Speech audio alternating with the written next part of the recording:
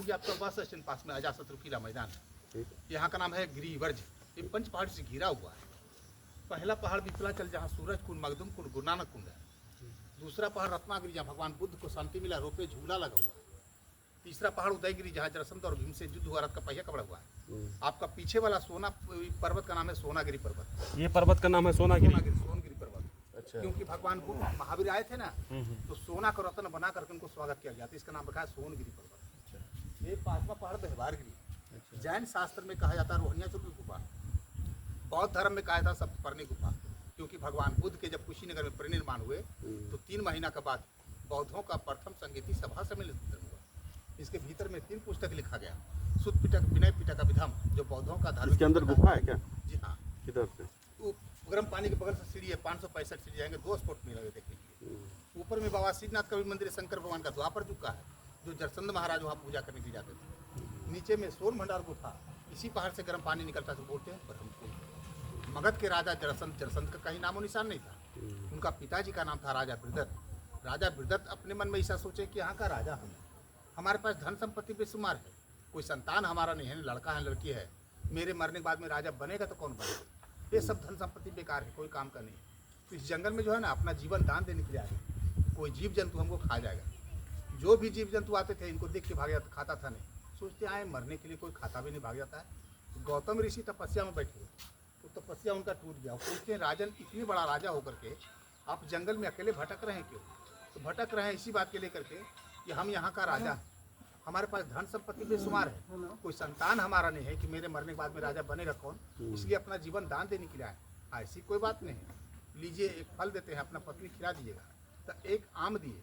उनका पत्नी 2 था, दयामंती, सोनामंती। अब ये पत्नी देते तो होनाराज, वो पत्नी देते होनाराज। फल को 2 भाग कर दिए, आधा या आधा दोनों खिला दिए। आधा या आधा यंग दोनों से पैदा लिया। ना रो सकता है, ना हंस सकता है, ना बोल सकता है, मांस का लोथरा है। राजा बृहदत्त सोचे कि जो भी हुआ मांस का लोथरा कोई काम का नहीं है। चौकीदार से जंगल में फेंकवा दिए। जरा माता राक्षस थी, मांस खाने फिर हम जंगल में घूम रहे थे, देखिए मांस गिरा हुआ है, उठा के आंचल में रख लिए। विचित्र जगह बैठ के खाने के लिए सोचे ना, तो दोनों आपस में ज्वाइंट हो गया, रोने लगा। देखते हैं कि इतना सुंदर सुशील बच्चा जो है जंगल में फेंका हुआ है, हो ना हो राजा बृहदत्त को हो सकता है, उन्हीं का 2 पत्नी है, 2 भाग में जन्म लिया, उनको समझना ममता आ गया, खाए नहीं, उनको सोने को कील पर जोड़ दिए। ऐसे कहते हैं जरासंध, मगर असली नाम उनका है जोड़ासन, जोड़ करके बनाए। 12.5 वर्ष तक अपने साथ में रखे। 10,000 हाथी की ताकत प्रदान कर करके राजा बृहदत्त को सौंपने के लिए गए कि राजा बृहदत्त अपने पुत्र को आपने फेंक दिया था जंगल में, इसको मैंने जोड़ के बनाए, रखो संभालो। 10,000 हाथी की ताकत मैंने प्रदान किया है। रखे कुछ दिनों शादी हुआ। शादी होने के बाद में 2 लड़की 1 लड़का हुआ। लड़का का नाम था सहदेव, लड़की का नाम था अस्ति और प्रस्ति।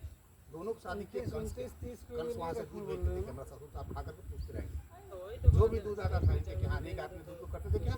यह खड़ा 4 एकड़ में था, 128 कट्ठा में ये खड़ा। हाँ, हल्दी चंदन मिला करके अखाड़े में ढाल देते थे दूध को।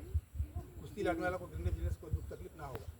कृष्ण भगवान कंस को वध कर बहुत तकलीफ, जब हमारा दामाद को मार दिया, कृष्ण से बदला नहीं, मथुरा जाएंगे। जब मथुरा पर चढ़ाई करने के लिए सोचे तो कृष्ण भगवान सारे सेना को समझा दिए कि देखिए हमारे के यहाँ जो भी आते हैं, अतिथि आते हैं, अगर हम अपने घर पर मार देंगे तो सीधे सोचेगा उसको घर पर हमको मार दिया। जिसको मारना होगा उसको घर पर चढ़ के मारना होगा, यहाँ नहीं मारना है।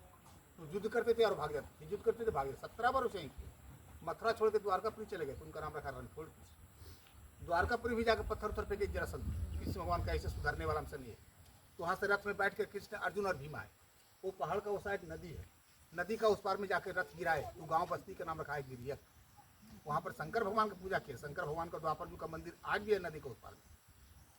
पूजा करने के बाद में 12 बजे रात्रि में साधु का भेष में पहला पहाड़ दूसरा पहाड़ के बीच से एंट्री करके यहाँ गिरिवर्ज में शेषनाग का पहरा था, रोक दिए कि प्रभु 12 बजे रात्रि में आपको कहाँ जा रहे हैं? साधु भेष में जा रहे हैं भ्रमण करने। भ्रमण करने के दिन में होता है, रात में नहीं होता है, आप किसी और भी जा रहे हैं। भीम ने पत्थर उठा कर मारने के लिए कोशिश किया, वो तो शेषनाग थे, लोग चले गए। पत्थर पर आज भी जो है दूसरे पहाड़ के नीचे में शेषनाग का छापा पड़ा हुआ। कुछ दिन के बाद में वो भी देखने के लिए मिलेगा, बना रहा है। सुबह सुबह तीनों मूर्ति चले गए जेतवन जरासंध के पास में। जरासंध महाराज देखते हैं साधु हैं, पूछते हैं बोलिए प्रभु आप लोग का सेवा क्या करते हैं? सेवा क्या करेंगे? आपसे युद्ध करना चाहते। साधु का ऐसा उद्देश्य नहीं होता है युद्ध करने के लिए। अब साधु है, पकड़िए, छलिया है।